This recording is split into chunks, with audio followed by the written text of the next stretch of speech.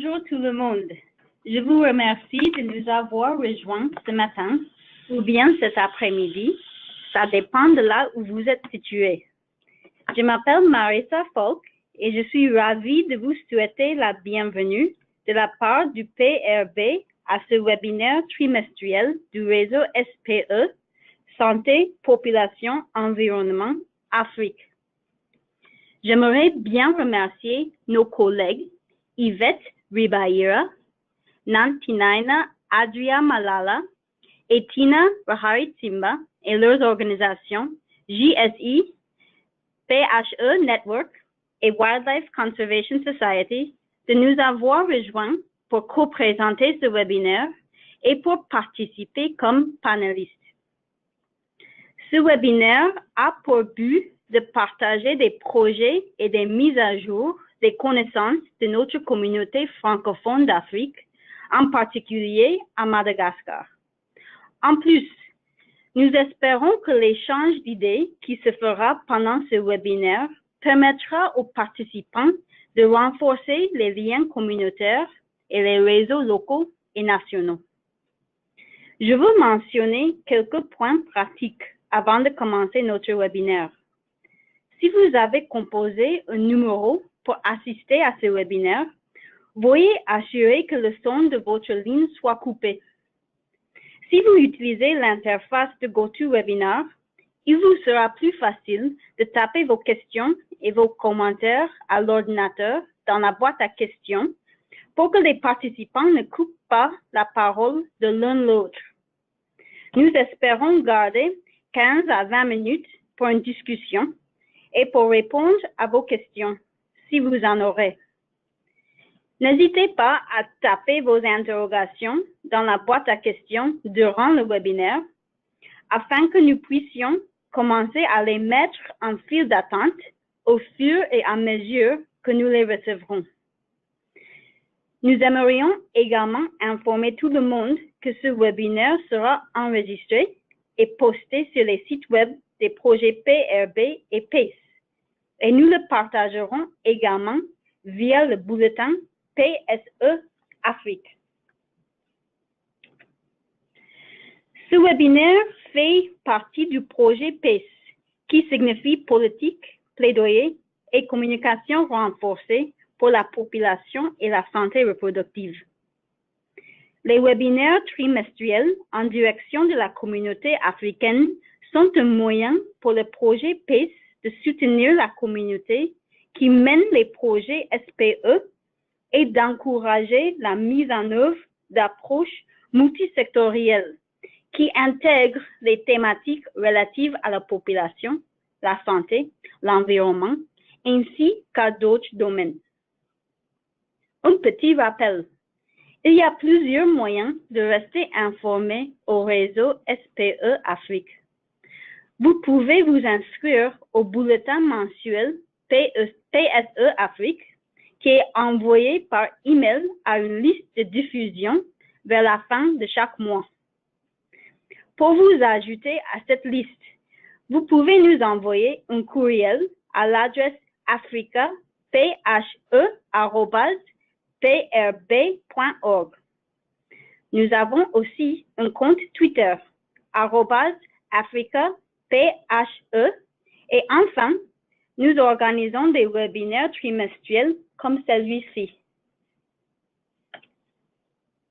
Beaucoup d'entre vous qui appelez aujourd'hui sont peut-être novices en matière de population, de santé et d'environnement. Les programmes SPE intègrent des approches visant à améliorer l'accès aux services de santé, en particulier la planification familiale et la santé reproductive, tout en aidant les communautés à gérer les ressources naturelles et à conserver la biodiversité et les écosystèmes essentiels dont elles dépendent. Les programmes SPE peuvent être adaptés aux besoins des communautés dans lesquelles ils sont mis en œuvre. Mais à leur niveau le plus élémentaire, ils répondent généralement aux besoins de planification familiale et de santé reproductive ainsi qu'à d'autres besoins de santé primaire qui permettent aux communautés d'accorder également la priorité à la conservation, à la gestion des ressources naturelles et à des questions connexes comme les moyens de subsistance durable et la sécurité alimentaire. La santé humaine, la dynamique des populations et l'environnement interagissent de plusieurs façons. Par exemple, les gens dépendent de leur environnement local et des ressources naturelles pour la nourriture, le bois, la protection contre les inondations, les moyens de subsistance et les loisirs.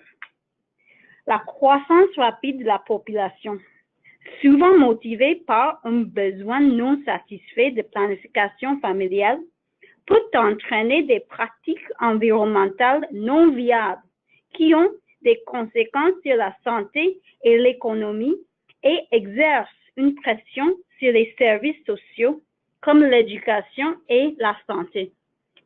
Les projets SPE reconnaissent ces liens en mettant l'accent sur la planification familiale, la santé reproductive et les besoins de santé primaire, de sorte que les gens puissent également donner la priorité à la conservation de l'environnement et des ressources naturelles dont ils dépendent. Alors, pourquoi SPE? Pourquoi les programmes SPE sont-ils un excellent moyen d'aider les communautés rurales à se développer? Les projets sont moins coûteux pour les organisations et plus efficaces en termes de temps pour les communautés.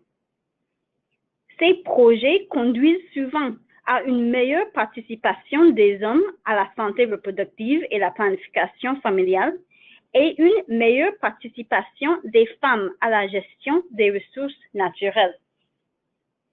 Ils peuvent répondre aux besoins prioritaires des communautés rurales. La planification familiale et la conservation sont souvent mieux reçues lorsqu'elles sont associées à d'autres avantages, tels que la génération de revenus. Et ils peuvent atteindre les populations les plus reculées. Alors, de quoi allons-nous discuter pendant ce webinaire? Aujourd'hui, nous allons parler des 4 aspects clés de la communauté SPE à Madagascar. Nous allons présenter l'histoire et la croissance du mouvement SPE à Madagascar depuis les années 1990, présenter les objectifs et les modalités de fonctionnement du réseau SPE Madagascar établi en 2014, réfléchir sur les différents modèles de mise en place de SPE à Madagascar et sur les opportunités politiques du pays en matière de SPE. Et nous allons apprécier les expériences vécues et les leçons tirées à travers des partenariats SPE à Madagascar par les acteurs travaillant dans ce domaine. Nous vous encourageons, en tant qu'auditeurs, à poser des questions à la fin du webinaire. Vos questions nous aideront à identifier les meilleurs moyens pour avancer et réussir en tant que communauté. N'hésitez pas à partager vos propres expériences à la fin du webinaire et à demander des détails supplémentaires sur ce qui a été partagé avec vous aujourd'hui. Donc, enfin, je voudrais vous présenter nos panélistes.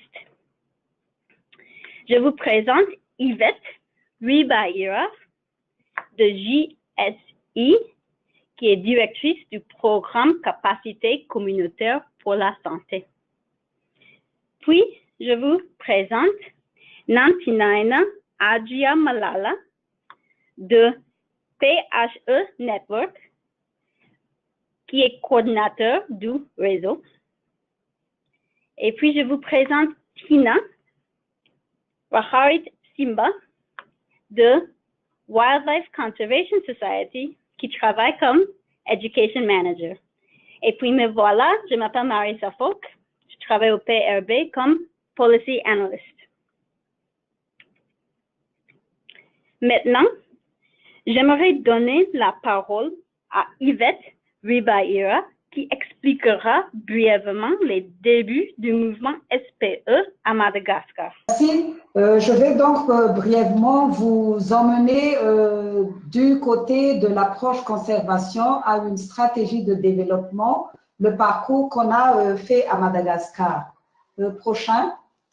Je vais vous parler un peu du contexte, des objectifs, la chronologie des approches à travers trois projets, Madagascar Green Healthy Communities, Malagasy Healthy Families, Community Capacity for Health, et après je terminerai par les opportunités pour la durabilité. Prochain. Le concept de santé, population, environnement à Madagascar a émergé à la fin des années 80 du constat de la dégradation accélérée de la biodiversité due à une pauvreté accrue de la population qui était en perpétuelle croissance. Les ménages, au vu de leur faible niveau économique pour subvenir aux besoins de la famille, souvent nombreuses, multiplient l'utilisation des ressources en eau, des produits de mer, des sources d'énergie pour leurs besoins domestiques ou encore de matériaux locaux pour la construction. Next.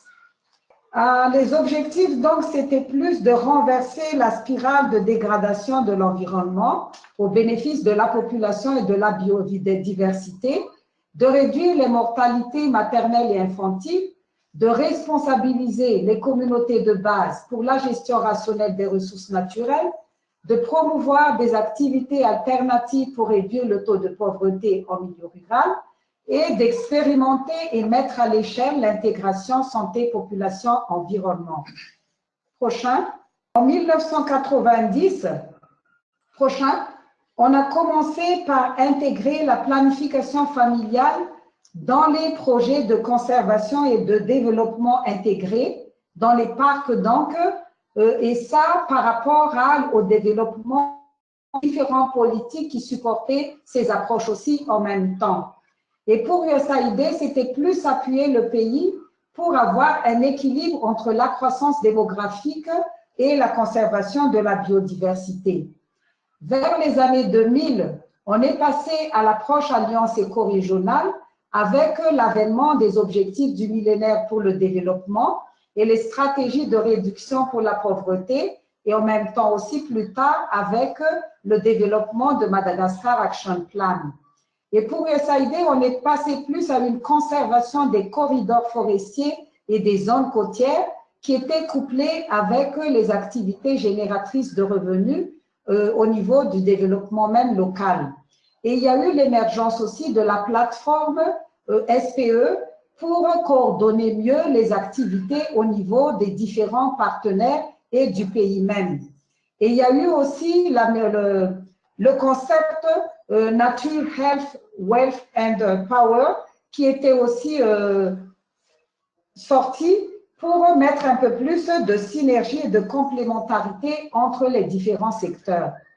Et vers les années 2010, on est plus passé dans le partenariat pour la SPE parce qu'on est passé à la réactualisation des lois qui existaient déjà pour l'environnement en même temps qu'on a mis en place les différentes politiques de santé communautaire et de santé environnement pour supporter un peu plus cette SPE. Et pour l'USAID, on a plus donc eu l'évolution vers l'élimination des décès maternels et infantiles évitables, en même temps que la lutte pour le paludisme, l'intégration de SPE et la santé communautaire. Si on parle du modèle Madagascar Green Healthy Communities, c'était plus donc de développer l'intersectorialité en mettant en liaison les activités santé, planification familiale, les activités génératrices de revenus, l'accès à l'eau potable, la gestion rationnelle et durable des ressources naturelles. Et ça, c'était surtout pour responsabiliser les communautés de base à travers l'approche commune championne et les activités de distribution à base communautaire. Et on a travaillé plus avec des ONG à la ou santé ou environnement qui complétaient donc le secteur qui manquait dans leur activité. Prochain, avec le modèle MAEFA plus tard. On a plus développé l'intégration. Et ça, c'était plus pour intégrer à la fois la santé de l'enfant, la santé de la mère, la planification familiale, la nutrition, eau potable et conservation marine dans une même communauté. Et on a renforcé la responsabilisation et le partenariat avec ces communautés de base, toujours avec l'approche commune championne avec plus d'évolution, les agents communautaires et les associations d'usagers de l'eau. Et on a plus travaillé avec des ONG de santé qui collaboraient avec des ONG qui travaillaient sur l'environnement dans la même localité. Prochain. Plus tard, on est passé avec le projet Maïfamiarka. Et là, c'était plus, prochain, de renforcer le système public. Cela pour appuyer le ministère de la Santé publique. Prochain, pour la santé communautaire. On a développé aussi des partenariats intersectoriels avec les organisations de conservation pour des activités alternatives de revenus et gestion durable des ressources marines et l'initiation des agents communautaires à la promotion à la fois de comportements favorables à l'environnement et la santé. Et les opportunités pour la durabilité, c'est plus d'intégrer la SPE dans les politiques nationales et les programmes des ONG, la formalisation des services à base communautaire et des structures qui les soutiennent, mais en même temps aussi le partenariat et la synergie publique-privée. Et sur ce, je vous remercie de votre aimable attention. Merci Yvette. Je voudrais maintenant vous présenter Nantinaina Adria Malala qui partagera plus de détails sur l'expansion récente du mouvement SPE à Madagascar. Je vous remercie. Tout de suite, donc, faisons suite à cette longue histoire de la SPE Madagascar. Je vais vous parler du réseau SPE à Madagascar. Donc, comme nous avons entendu, le modèle le plus adopté ici à Madagascar est le troisième modèle. Il s'agit donc de partenariat à travers, pour la mise en œuvre de l'approche SPE. Il s'agit plus précisément d'un partenariat gagnant-gagnant ou win-win. Donc, il y a des organisations qui travaillent dans le domaine de la conservation, qui établissent des partenariats avec les organismes travaillant dans le domaine de la santé. Les organisations de santé qui parviennent à servir les populations vivant dans les zones isolées, mais riches en ressources naturelles et biodiversité, à travers différents canaux mobiles ou par le biais des agents communautaires dans ces zones-là. Du côté des organismes de conservation, donc, elles facilitent l'accès à ces services de santé aux communautés dans leurs zones d'intervention et parviennent ainsi à répondre à leurs besoins primaires. Et en même temps, donc, ces organisations parviennent à engager davantage les communautés dans la conservation de la biodiversité et la gestion des ressources naturelles de façon durable. Conscient de l'importance de ce modèle à travers les partenariats, plusieurs organisations travaillant dans différents secteurs ont donc décidé se sont convenues de créer ce réseau qui est actuellement le réseau SPE de Madagascar. Il y a des organisations qui travaillent dans le domaine de la conservation, bien sûr, des organisations qui travaillent dans le domaine de la santé. Il y a également les différents ministères qui soutiennent et appuient le mouvement SPE et le réseau SPE aussi. Et également l'USAID qui a toujours été là pour appuyer le mouvement SPE Madagascar. Prochain slide. Donc, pourquoi ce réseau a été créé? Donc, plus précisément, il y a 4 axes stratégiques. Donc, le premier axe est de faciliter le développement de nouveaux partenariats SPE entre les organisations qui travaillent dans le domaine de la santé et environnement. Le deuxième est de renforcer la capacité technique des membres. Également de collecter, d'analyser, de communiquer les résultats SPE au niveau national. Et enfin, engager les décideurs et bailleurs de fonds afin de créer un environnement propice pour le mouvement SPE Madagascar. À travers cette carte, nous pouvons voir qu'il existe déjà différents partenariats SPE Madagascar.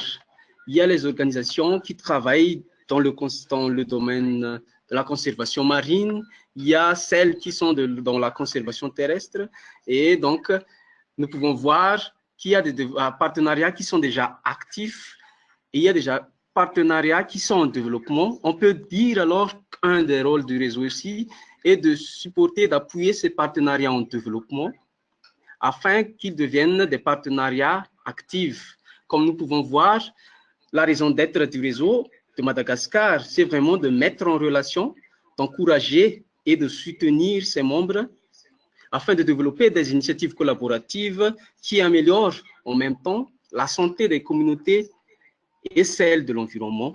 À travers ces partenariats, nous avons vu que depuis le début de la création du réseau, nous n'avons eu que peu de partenariats, mais actuellement, on peut voir à travers ce graphe que les partenariats augmentent et en même temps, les populations qui ont bénéficié également de cette approche augmentent également aussi. Le réseau SPE de Madagascar produit des ressources, donc il existe déjà des ressources SPE dans le guide de partenariat SPE qui présente plusieurs chapitres. Donc ce guide permet à des organisations qui sont intéressées à mettre en œuvre l'approche SPE ou qui sont déjà en phase de mise en œuvre de l'approche SPE. Il y a donc des conseils techniques et également différents aspects de tout ce qui concerne l'approche SPE. En même temps, une autre ressource également est le carte des récits SPE qui est un outil interactif permettant de discuter des liens entre la santé et l'environnement. C'est donc un outil interactif qui a comme principe l'utilisation des jeux de cartes. Le réseau organise des réunions de coordination nationale, mais aussi au niveau régional, afin de connecter tous les acteurs dans les différentes régions de Madagascar. À part cela, le réseau organise également des ateliers de formation et aussi des visites d'échange sur terrain, cela afin de permettre à tout le monde de partager leurs expériences, notamment à tous les niveaux et surtout aussi au niveau sur terrain, comment ça se passe avec la coordination, avec les équipes sur terrain. Dans le cadre du renforcement des capacités des membres du réseau, il y a des opportunités de formation pour les membres du réseau. Donc, comme nous pouvons voir, s'il y a des formations qui peuvent permettre aux membres de renforcer leurs capacités, donc le réseau facilite ces opportunités-là et permet aux membres d'acquérir des expériences et des capacités afin de mettre en œuvre plus efficacement l'approche SPE. En termes de gestion des connaissances au sein du réseau SPE, donc, nous avons un portal. Donc, ce portal permet de collecter et de visualiser des informations sur les partenariats SPE existants ou encore qui vont naître, mais également vont permettre de collecter et de visualiser les données à la fois quantitatives et qualitatives. Prochain slide. Voilà, on peut voir, on peut visualiser comment on peut se présenter ce portail-là. Donc, les membres auront accès à des comptes afin de permettre d'insérer des données ou encore de partager des informations, des mises à jour par rapport à leur partenariat SPE existant. Prochain slide. Maintenant, en ce qui concerne par rapport aux politiques internationales, nous savons que l'approche SPE peut répondre à différents volets sur les objectifs du développement durable. Mais sur le plan national, spécifiquement Madagascar, il a été dit donc précédemment qu'il existe, Madagascar a signé la déclaration de Libreville sur la santé et l'environnement. Et il existe également une politique nationale de la santé et environnement. Donc, l'approche SPE permet donc de mettre en œuvre cette déclaration et cette politique déjà existante dans le pays. Nous avons dit qu'une des axes stratégiques du réseau est de permettre un environnement favorable à l'adoption de l'approche SPE Madagascar. Pour ce faire, donc, il y a une collaboration étroite entre le réseau SPE de Madagascar et avec le groupe interministériel de travail sur la santé et l'environnement qui a été créé à partir de la signature de cette déclaration de Libreville. En même temps, il y a également l'officialisation des relations avec les différents ministères partenaires, notamment le ministère de l'Environnement, de l'Écologie et des Forêts, le ministère de la Santé publique, le ministère de la Population, de la Protection sociale et de la Promotion de la femme. Et en même temps aussi, afin de renforcer cette relation, le réseau implique également les représentants au sein de ces différents ministères partenaires dans les groupes de travail du réseau, ainsi que dans les activités au niveau régional, mais aussi national. Merci de votre aimable attention. Merci, Nancy Naina. Nous allons passer au point de vue d'un acteur environnemental. Tina travaille à la Wildlife Conservation Society et a mis en œuvre des projets SPE à Madagascar pendant un certain temps. Pour ma part, je vais vous présenter les expériences de la Wildlife Conservation Society, approche santé, population et environnement au niveau local, au niveau des sites de conservation, des communautés autour des aires protégées.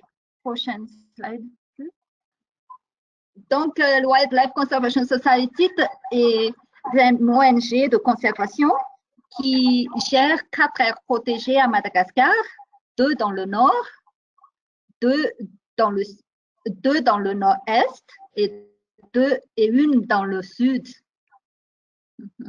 Mais ce que je veux vous partager aujourd'hui, c'est nos expériences dans le nord-est, nos expériences dans les sites de nord-ouest, dans la mise en œuvre des activités PSE et ce que nous avons fait, comment est-ce que nous avons abordé le programme de santé, environnement et santé dans un site d'aire protégée terrestre dans le nord-est de Madagascar. Donc, au début, en 2008, quand nous avons commencé le programme, nous avons mis en œuvre un modèle qui est intégré seulement au niveau de nos sites.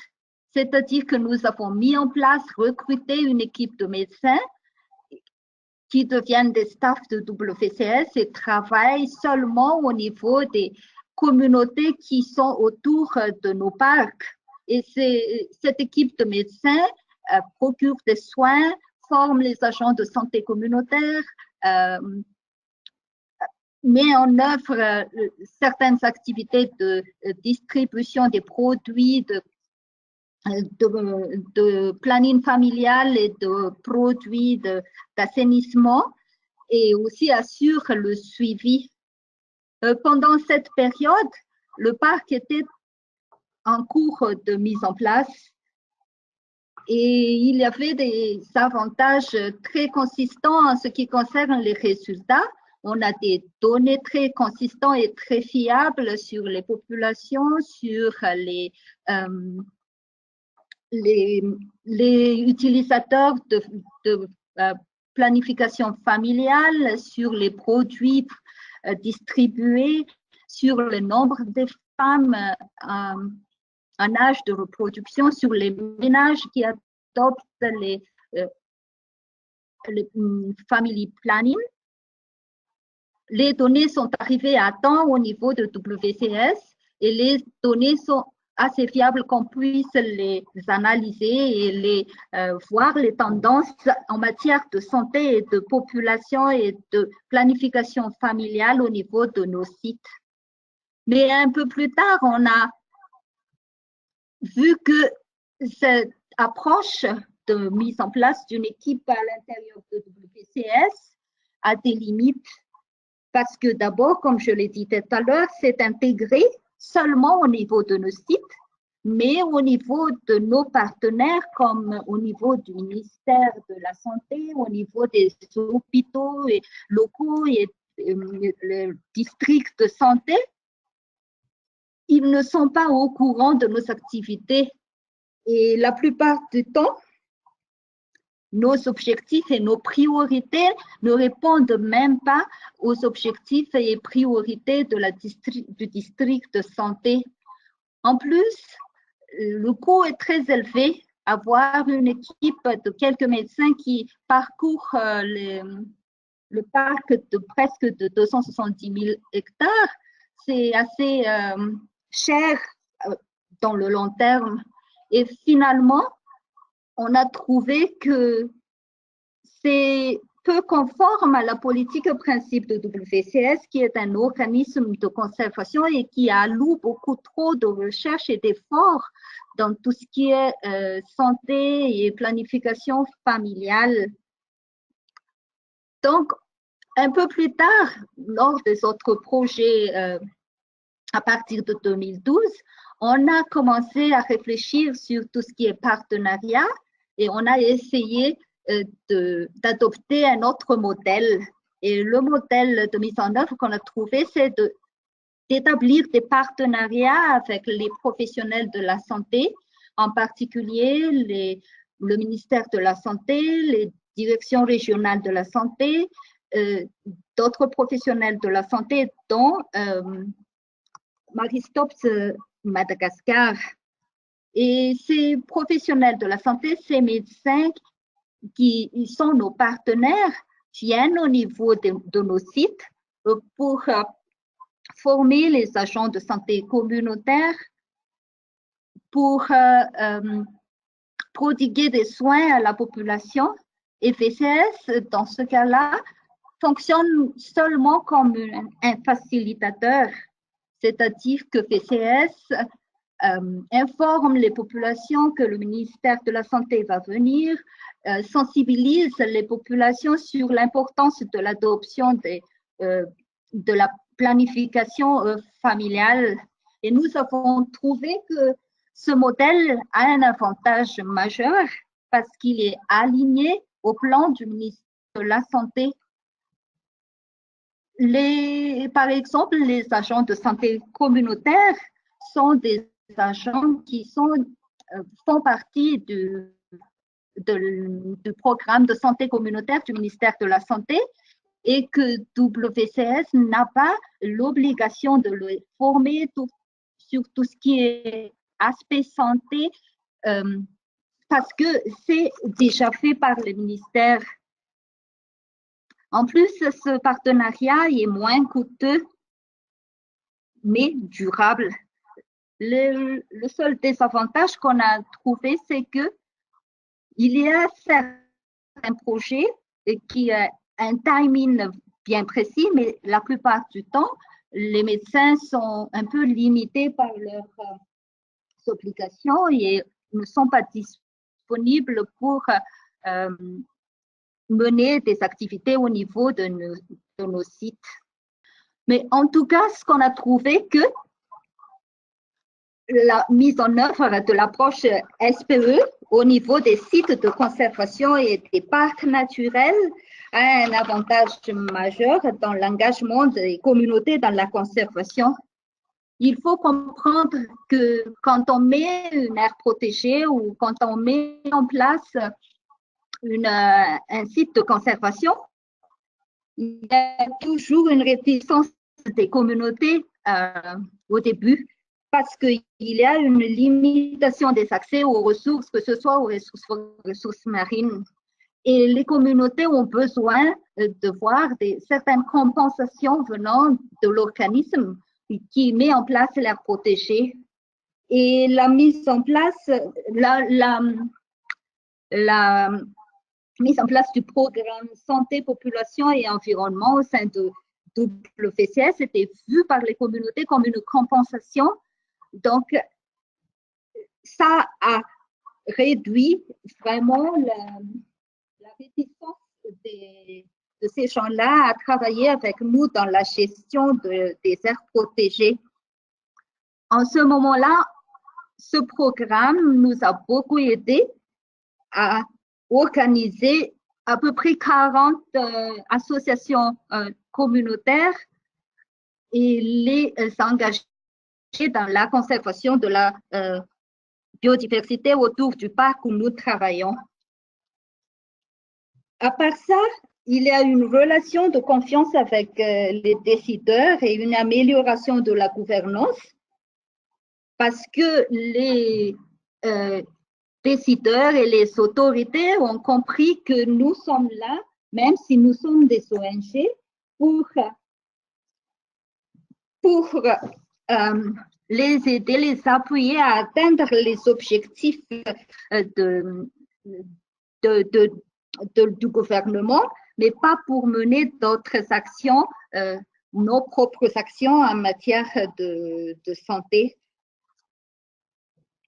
À part ça, ces activités nous ont permis d'atteindre les objectifs sociaux au niveau de nos AP.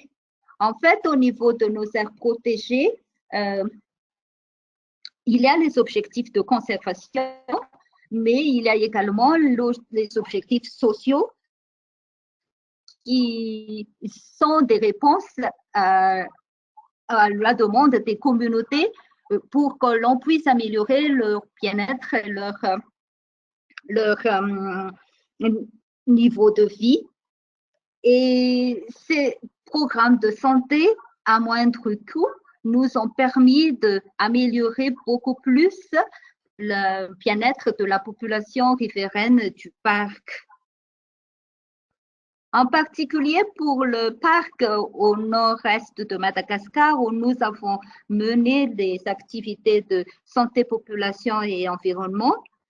Ce parc-là est un pilote pour le programme RED carbone. Donc, nous conservons la forêt et nous vendons les stocks de carbone en quelque sorte, c'est comme ça, vendons les carbones séquestrés par cette forêt et cette activité de RED+ exige un programme de sauvegarde sociale et environnementale, et ce programme de santé et environnement et population fait partie de nos programmes de sauvegarde sociale et environnementale pour le parc et pour le programme RED+.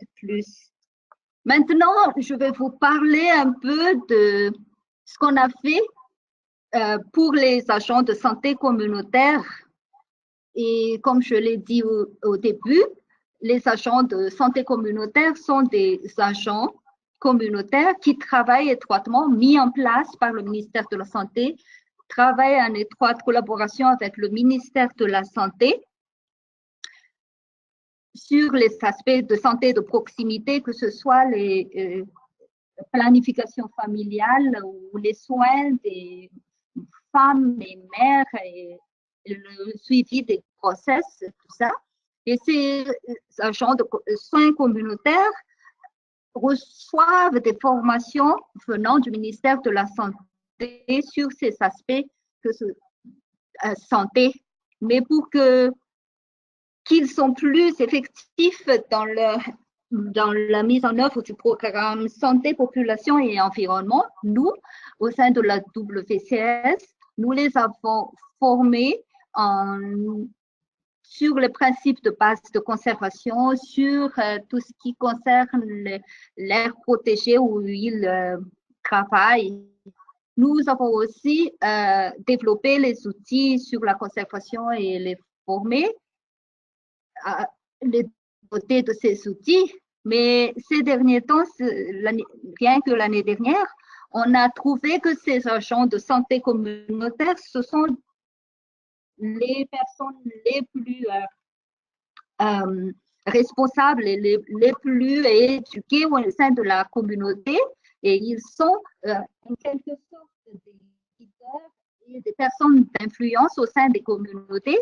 Donc, ils peuvent aussi sensibiliser les populations, tout ce qui est subsistance durable, tout ce qui est nutrition et tout ce qui est éducation, Et ces agents de santé communautaire, dernièrement, il y a un groupe qu'on a formé sur tout ce qui est mise en place de jardins potagers et mise en place de pisciculture. Ceci pour qu'ils soient plus motivés à travailler au niveau de nos sites, mais aussi pour les valoriser un peu plus aux yeux des communautés. Et nous croyons que si les agents de santé communautaire sont valorisés, le programme de santé communautaire est en bonne marche. Donc, nous comptons vraiment sur ce programme de PSE pour améliorer non seulement l'adoption des communautés de nos programmes de conservation, mais aussi pour améliorer les bien-être de la communauté.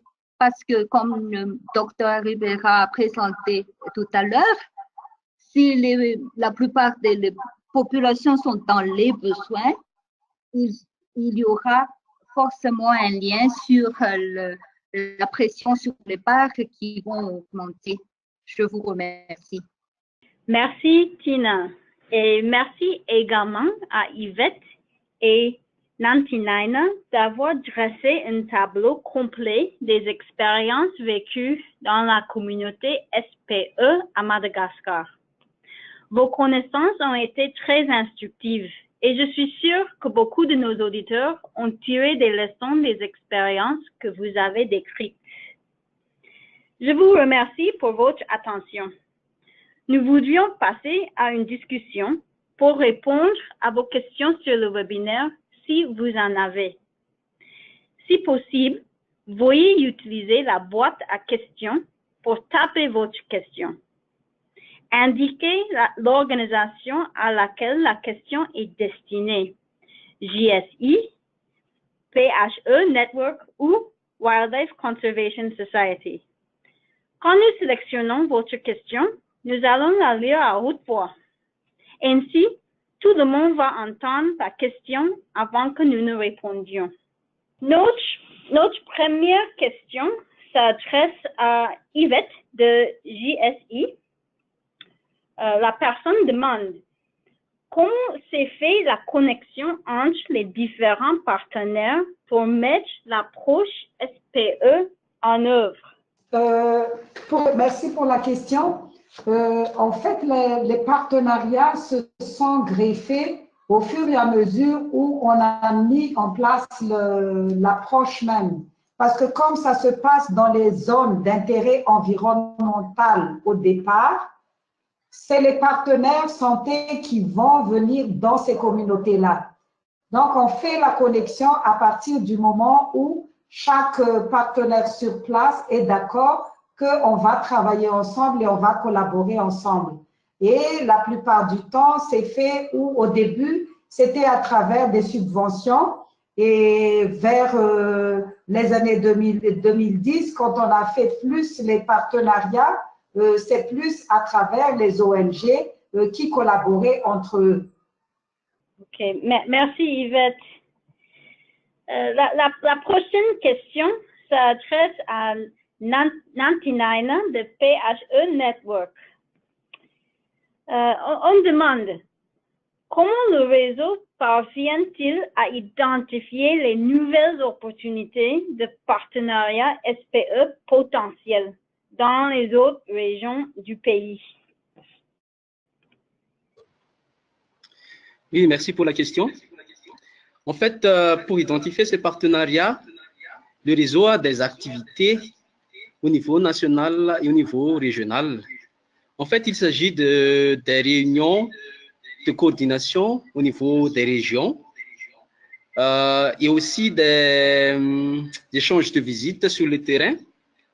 À partir de ces réunions de coordination, cela donc permet aux différentes organisations travaillant dans différents secteurs de se regrouper déjà autour d'une table, de discuter des possibilités de collaboration entre acteurs travaillant dans le domaine de la santé et de l'environnement.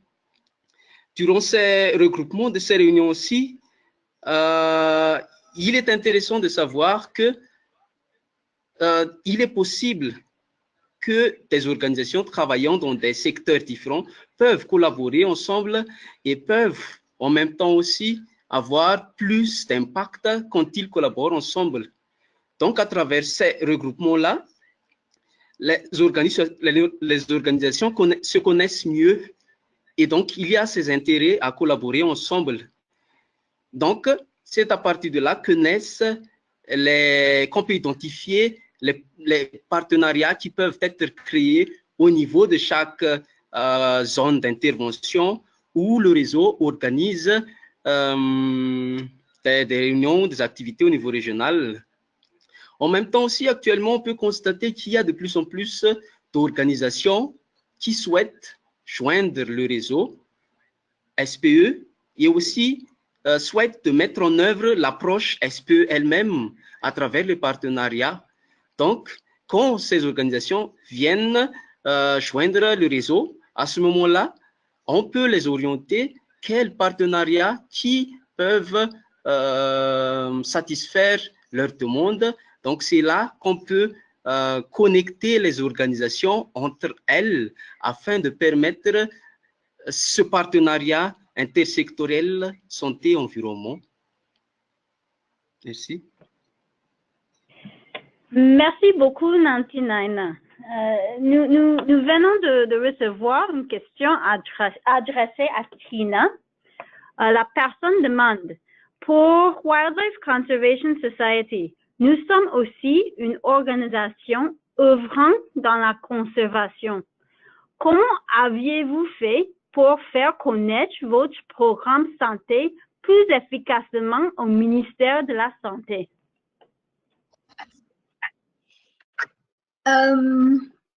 Nous avons directement contacté le ministère de la Santé et pour les informer de l'existence de nos programmes. Il faut noter que nous, en tant qu'organisme de conservation, nous n'avons pas la capacité, nous n'avons pas la compétence en matière de santé.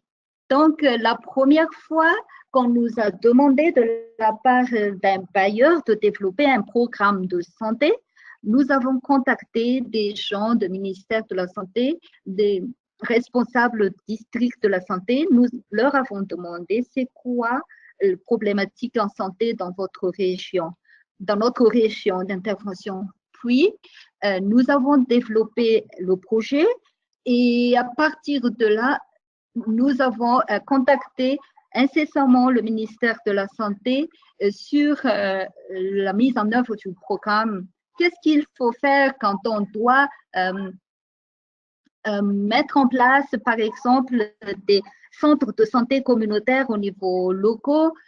Qu'est-ce qu'il faut faire quand on veut que les communautés de base aient accès aux soins, de différents soins? Et c'est là que le ministère de la Santé nous a informé qu'il y a des stratégies avancées pour que les ministères amènent les médecins au niveau local pour des soins mobiles, ou aussi nous a informé qu'il y a des agents de santé communautaire un peu partout, mis en place partout à Madagascar par le ministère et par Maïefa Niarek pour servir la communauté.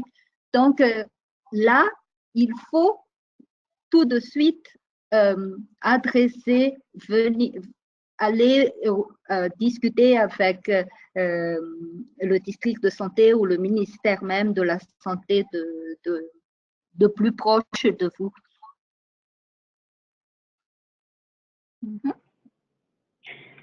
Merci beaucoup, Tina. Il nous reste quelques minutes, donc on a le temps pour une dernière question. Il y a une question qui est adressée à Nantinaina. Comment se fait le partage d'expérience entre les membres au sein du réseau? Je vous remercie pour la question. En fait, le partage d'expériences, des expériences entre les membres au sein du réseau est vraiment fondamental. Afin de parvenir à ce partage des expériences, toujours dans le cadre des activités du réseau, dans la mise en œuvre des activités au niveau national ou régional. Il y a les partages des mises à jour pour chaque organisation qui participe à ces réunions-là ou à des ateliers organisés par le réseau.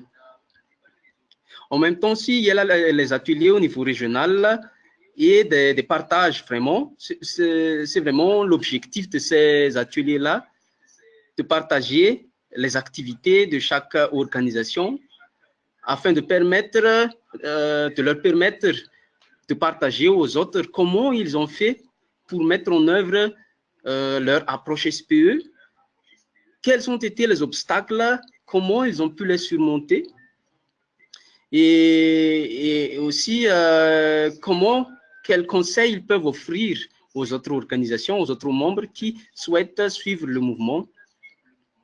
À part ça, en termes de partage aussi d'expérience, il y a les activités sur terrain. Donc, on organise les échanges de visites, d'apprentissage au niveau du terrain même. Donc, il ne s'agit pas uniquement de partenariats, et c'est tout, mais on veut vraiment s'assurer que ces partenariats soient effectifs, efficaces, aient des impacts au niveau des communautés de base. Donc, c'est vraiment à travers ces échanges au niveau des terrains qu'on donne l'opportunité aux acteurs de voir comment les activités sont réalisées sur le terrain, comment les équipes issues des différents secteurs s'organisent entre elles afin de mettre en œuvre les activités intégrées et comment les sensibilisations intégrées se passent au niveau de cette zone-là. OK. On a reçu une toute dernière question. La question est adressée au réseau SPE. Nous aimerions renforcer la capacité interne de notre programme santé. Quelle forme d'appui le réseau pourrait donner? Voilà. Oui, merci pour la question. Donc, en termes de renforcement de capacité, ce que le réseau de Madagascar a fait, par exemple, en termes de partage d'expérience, on a identifié les besoins de chaque membre à travers des interviews individuelles ou encore à travers des consultations stratégiques en ligne qu'on a menées. Donc, à partir de ces interviews individuelles des membres ou consultations stratégiques, le réseau a pu identifier quels sont les besoins spécifiques pour chaque membre, organisation dans le mouvement. Donc, c'est à partir de ça qu'on peut adapter les appuis pour renforcer la capacité des acteurs. Autrement dit, cela dépend des besoins spécifiques de chaque organisation partenaire. Et le réseau peut alors, à ce moment-là, identifier quels sont, s'il y a un besoin en formation pour cette organisation-là. Donc, le réseau peut organiser cet atelier de formation pour cette organisation-là. S'il y a un besoin d'identifier un acteur spécifique dans un domaine en particulier, le réseau donc met en lien cette organisation-là avec l'acteur qui est vraiment spécialiste dans le domaine. Donc, le réseau, à ce moment-là, facilite la connexion entre ces acteurs-là et en même temps aussi offre des conseils techniques si besoin, afin de permettre à cette organisation-là d'avancer dans leurs initiatives SPE. Je ne sais pas si cela répond à la question. Oui, merci beaucoup. Pour les participants qui avaient des questions auxquelles les panélistes n'ont pas eu l'occasion de répondre, s'il vous plaît, envoyez votre question à Laura Cooper Hall du PRB. Son adresse email est la suivante: LCOOPE